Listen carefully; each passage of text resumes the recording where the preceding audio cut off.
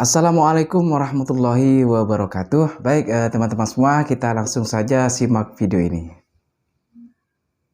Bilang bermadhab tidak wajib. Bermadhab itu bagus ya, tetapi tidak wajib untuk bermadhab. Dari kelompok-kelompok agama banyak sekali. Tidak terbatas dari yang disebutkan tentang Wahabi, ada yang lain, ada banyak kelompok-kelompok agama. Cuman dia kasih rambu-rambu. Anda punya akidah jelas, yaitu ahli sunnati wal jamaati. Dalam urusan akidah, atas nama akidah apapun namanya, kalau sudah bertentangan dengan akidah ahli sunnah wal jamaah asy'ariyah maturidiyah, maka sesat dia. Harus yakin seperti itu. Akan tapi ada kelompok selain ahli sunnah wal jamaah asy'ariyah maturidiyah, dia bisa saja benar, tidak tahu namanya apa misalnya, yang penting tidak bertentangan. Karena apa? Akidah itu nggak boleh berbeda-beda. Kita harus yakin. Makanya kalau model-model menghujat, terserah namanya, bukan saja dibatasi dengan nama yang disebutkan itu, tidak. Kemudian dia mengkafirkan, bid'ahkan kaum Asy'ariyah dalam pemikiran-pemikirannya. Pemikiran mana yang bid'ah yang saya sebutkan? Kita ingin menjelaskan kita ini. Karena permasalahannya mereka itu memahami dengan caranya sendiri, ditafsiri sendiri, baru dihukumi sendiri. Maka mudah menjustis orang lain menjadi menghukumi dengan hukum yang salah. Ini dia masalah. Jadi kalau tidak ikut rambu-rambu, tidak sesuai dengan rambu-rambu ahli sunnah wajah asy'ariyah, maka dia tidak kita anggap sebagai ahli sunnah yang benar. Ahli sunnah palsu banyak dimanapun itu. Ngaku ahli sunnah, makanya kita kasih rambu sunnah, ada rambu-rambunya. Makanya ada identitas lima. Kalau Anda memahami identitas lima, selain identitas lima ini adalah bermasalah. Seorang harus mengatakan dirinya berani muslim. Setelah itu ahli sunnah wal jamaah. Nggak cukup ahli sunnah wal jamaah, makanya ada ahli sunnah wal jamaah palsu ngaku ahli sunnah tapi dia bukan ahli sunnah serius. Kenapa? Bukti menghujat ulama-ulama ahli sunnah yang benar, menghujat Asy'ariyah dan seterusnya. Dan kami himbau kepada orang yang tidak setuju dengan pemahaman Asy'ariyah, ayo dijelaskan. Anda boleh tanya. Karena permasalahan fitnah, tidak bertanya. Islam ahli sunnah wal jamaah Asy'ariyah yang tidak setuju dengan paham Asy'ariyah bisa kita jelaskan. Karena masalah dia menafsiri dengan pahaman sendiri dalam menghujat kaum Asy'ariyah. Ini yang belajar mazhab Asy'ariyah. Saya yang belajar, kita yang belajar. Lah dia nggak belajar menghukumi. Ini kan repot orang. Asy'ariyah. Sekarang harus paham, tidak cukup orang mengaku-ngaku percaya ikut dengan Abu Hasan Asy'ari, nggak bisa dipercaya. Ada sekarang pura-pura Abu Hasan Asy'ari saya percaya dia imam besar, tapi ya saya nggak setuju dengan Asy'ariyahnya pengikutnya ini. Ini mulai melintir. Dia mulai berdusta. Seolah dipisah antara Imam Abu Hasan Asy'ari dengan pengikutnya ulama Asy'ariyah akan dipisah. Dengan cara pisahnya tadi kita sebut dengan muqaddimah, membuat 3 fase. Fase yang ketiga. Jadi pengikutnya ikut fase yang kedua masih sesat, Abu Hasan Asy'ari keluar dari fase ketiga, fase dusta tadi.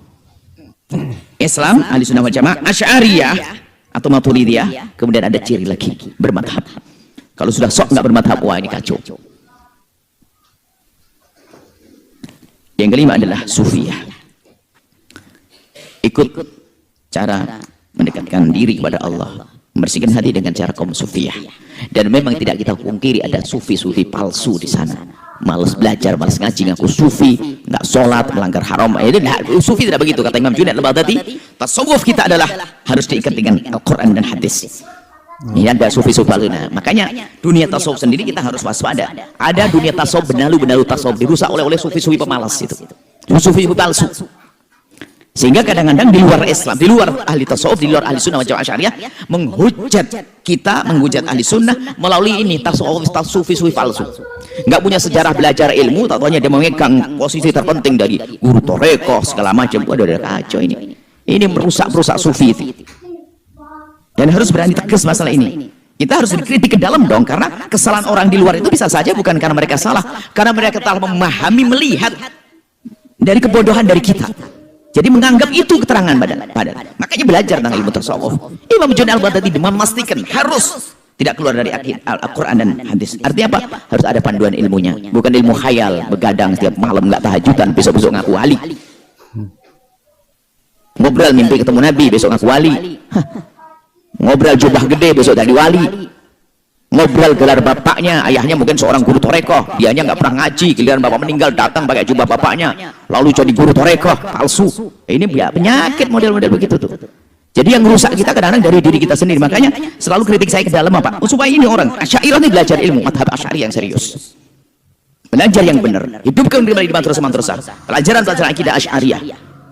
Nah, sekarang katanya pengikut Asy'ari mungkin sebuah organisasi besar Asy'ariyah akan, tapi kalau tidak belajar madhab Asy'ari yang benar ya kepleset dong. Nah, seperti itu. Jadi kita tidak ya bukan dibatasi dengan ini, ditanyakan kelompok banyak macam-macam. Selagi bertentangan dengan ini sudah nggak perlu kita menoleh. Nah, ini bukan kelompok ahli sunnah wal jamaah kalau begitu. Sebab ahli sunnah wal jamaah harus tahu rambu-rambu ini. Ngaku-ngaku ahli sunnah wal jamaah, ngaku ahli sunnah. Wah, orang ngaku mah boleh saya ngaku. Apalagi sekarang ngaku salaf. Orang akhir zaman ngaku salaf, pengikut salaf. Gimana sih pengikut salaf? Kan ada orang ngaku salaf. Kita tahu di pondok kita pondok salafi. Pondok salaf itu pondok lama, pondok kampung, pondok salaf. Pondok salaf. Dan sekarang ada orang ngaku salafi. Menurut dia salaf itu manhaj. Manhaj salaf itu manhaj, cara berpikir, cara ini manhaj. Salaf itu marhalah zamaniyah. Masa salaf itu adalah masa generasi zaman Nabi, sahabat Nabi, tabi'in itu salaf. Nah, seolah-olah mereka itu ikut manhaj mereka, ngikuti mereka. Saya tanya, Anda sampai ke mereka itu pakai apa? Tanggamu apa? Ikut ulama atau bagaimana? Atau saya langsung Quran hadis Nabi? Semakin bodoh nanti. Pemikiran seluas itu telah memenuhi perpustakaan. Ini ada jeripaya para ulama untuk memahami Al-Quran, dituangkan dalam bentuk buku agar kita gampang memahaminya. Sekarang nggak mau sok langsung kitabullah sunnah Nabi Muhammad. Sesat tambahan dia. Maka apa? Bahasa Arab aja setengah-setengah. Belajar juga nggak sempurna. Mengalahkan dengan imam-imam yang telah menguasai dengan bermacam-macam ilmu. Nah, ini ada salafi palsu. Tapi salafi yang sungguh adalah Anda ini yang mengikuti madhab. Kenapa? Cara belajar Anda benar dengan sanad ilmunya ini sampai kepada Imam Syafi'i yang punya metodologi di dalam memahami Al-Quran, hadis Nabi. Imam Malik, Imam Abu Hanifah, Imam Ahmad. Makanya nggak bermadhab itu adalah bukan salafi dia. Salafi yang sungguh adalah bermadhab ini. Karena bermadhab itu maknanya apa? Mengikuti ulama yang jelas. Sehingga pendapat Imam Syafi'i itu dijelaskan oleh pengikutnya. Sehingga yang tidak sesuai dengan dalil yang kuat pun dikritik. Sehingga ada banyak terceh pendapat Imam Syafi'i tidak dipakai, itu ada dalam madhab. Ini ada aturannya. Tapi metodologinya ada ikut Syafi'i. Makanya ini namanya bermadhab. Ulama-ulama. Lalu sekarang tidak boleh bermadhab. Haram lah ini. Mengaku salafi. Anda bagaimana Anda menjadi salafi? Anda langsung dapat malaikat Jibril turun. Anda kan? Kita ngikuti salaf, kita ngikuti Nabi, ada silsilah. Saya ngikuti guruku ngikuti dan seterusnya. Seperti itu. Jadi memang itu ada pemikiran-pemikiran yang congkak dalam beragama itu. Dia adalah saya paling dekat dengan Quran, dengan sunnah Nabi dan sebagainya. Yang lain sesat, enggak begitu cara. Justru kita dekat dengan sunnah, dekat dengan kitabullah di saat kita dekat dengan ulama-ulama yang hebat, yang sangat kenal dengan kitabullah dan sunnah Nabi sallallahu alaihi wasallam. Yang gitu. Jadi harus kagum dengan ulama-ulama, ngikuti ulama. Nah, di antaranya cara ikut ulama dalam berakidah adalah ikut Abu Hasan Asy'ari, Abu Mansur Al-Maturidi. Sebab seolah mengatakan salaf, kita harus langsung seolah mengatakan Imam Syafi'i tidak ikut Allah dan Rasulnya. Imam Syafi'i sesat, maka tidak boleh kita ikuti. Imam Abu Hanifah sesat, karena apa? Tidak ke salaf. Nah, ini kan kacau orang-orang semacam ini. Ada kecongkaan dalam beragama. Anda tidak boleh dekat-dekat dengan orang yang biasa dengan caci maki, olah-olahan, dengan kesombongan. Kami terbuka kalau jadi diskusi, ngobrol yang manis sambil minum teh, nggak usah pakai angkat suara. Saya akan jelaskan. Dan kita juga sering bertemu dengan orang-orang yang berbeda, tapi nggak pernah bertanya, hanya sekedar memberi hadiah, minum bersama dan sebagainya. Loh, kalau memang nggak sesuai dengan pemikiran, tanyakan dong. Cuman bahasanya silaturahmi beres, silaturahmi ada, kita hanya di silaturahmi, minum wajib dong silaturahmi. Tapi kalau masalah pemikiran jangan sampai bicara di belakang, tanyakan dong. Ini perlu masalah akidah, maka kami himbau kepada yang di dalam akidah Ahlussunnah wal Jamaah Asy'ariyah, kuatkan kembali akidah ini. Kalau kita lemah, kita akan memberikan informasi yang salah, berarti kita merusak rumah kita sendiri. Makanya harus belajar serius. Itu saja.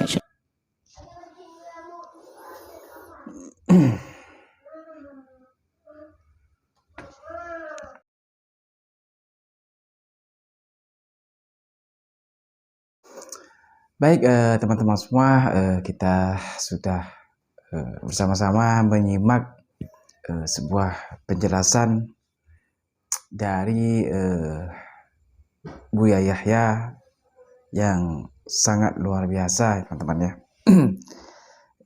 Yaitu yang menjelaskan tentang atau soal Wahabi, teman-teman ya.